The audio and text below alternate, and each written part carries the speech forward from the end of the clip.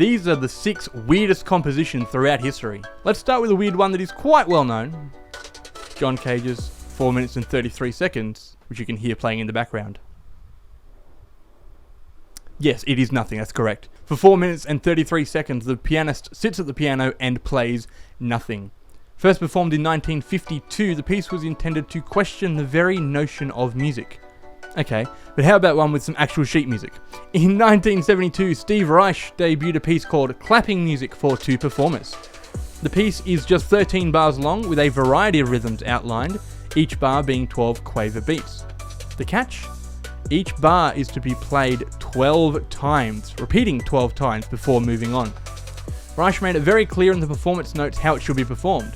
There should be no distinct downbeat or accent, and the duration should be around 5 minutes in length. While it doesn't matter about the timbre of the hand or the sound, the 2 performers should try to match and blend. He also gives ways of miking the performers, which is wild. The third piece also has no defined pitch, is Philip Glass's 1+1. This is the entirety of the sheet music. No, really, that's it. Okay, the last 3 pieces actually have notes, so let's talk about those. Starting with Lamonte Young's composition 1960 number 7. Written in 1960, and it is incredibly short. Again, that's the whole piece. To achieve the static state is the goal, while the state of contrast is unavoidable and thus unnecessary as a goal. For the 5th piece, we have one written for an ensemble, around 35 members according to the performance notes. Any amount and any combination of performers and instruments, anywhere from 45 minutes to 1 hour in length. Terry Riley's In C provides 53 snippets of phrases in C Lydian, which is like C major but with a sharpened 4th, for the performance to play.